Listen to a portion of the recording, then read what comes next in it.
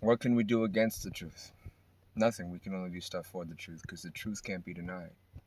See, we can deny Christ, but Christ won't deny himself. That's the reason we get up again every day, again and again and again. In the eternality of the Spirit, of the truest substance in us, the only thing that gives us any sense of reality is the living Word. It is the Godhead's living Word. We are contained within that.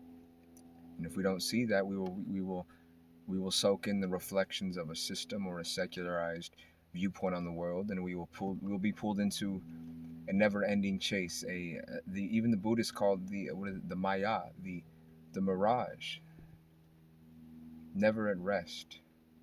You can only be at rest in God, and you can only be at rest in God unless you know the Spirit of Christ is in you.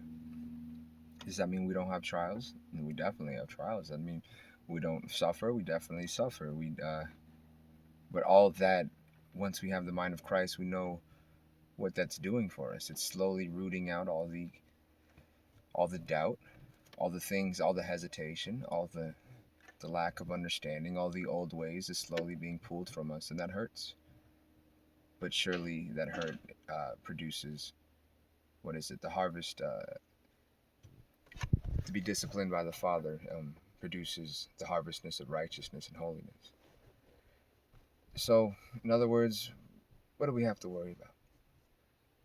Everything. If we don't connect back to our Father, everything. There really is an infinite amount of ways to worry about tomorrow or yesterday, or what's happening 5 minutes from now or 5 minutes ago.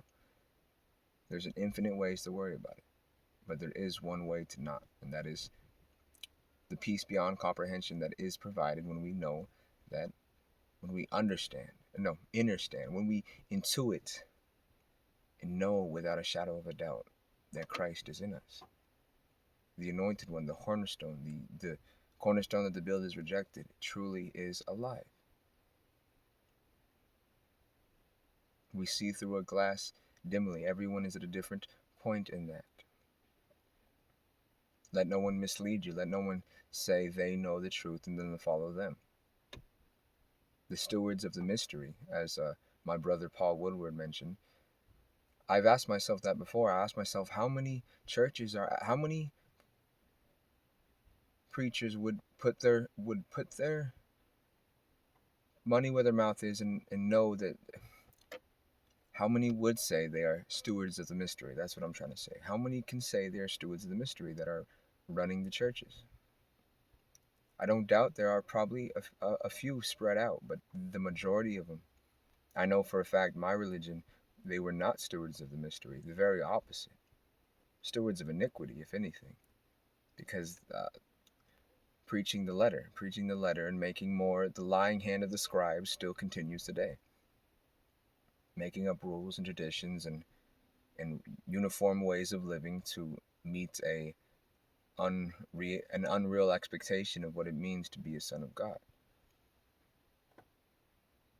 It's all false, all mirages. Continue, and there's infinite way. Deceit can keep being deceitful. There's no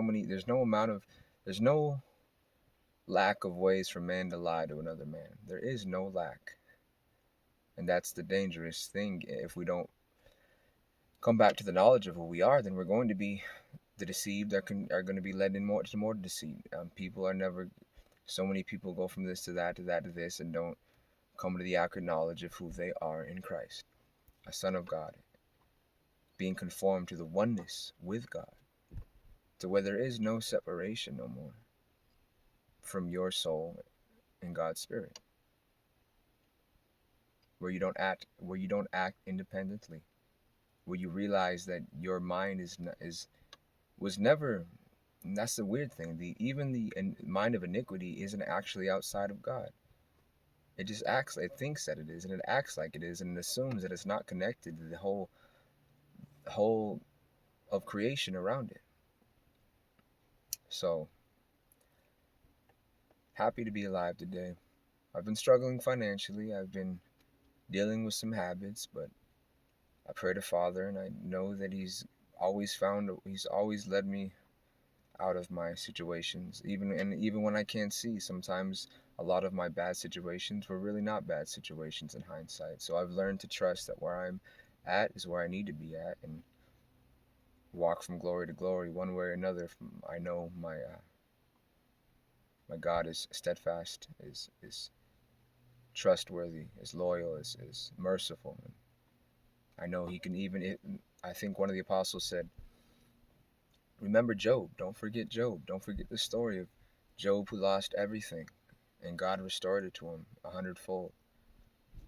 Many of us, if not all of us, who are connected to the Spirit, are going to go through times of immense loss. But that immense loss to gain the soul is it's no contest that it was worth all the perceived suffering. It was worth like a woman in travail that has pain during her birth. When the baby has arrived, she forgets the memories of the pain. Same with us. Same with us as we birth Christ and as Christ is formed in us.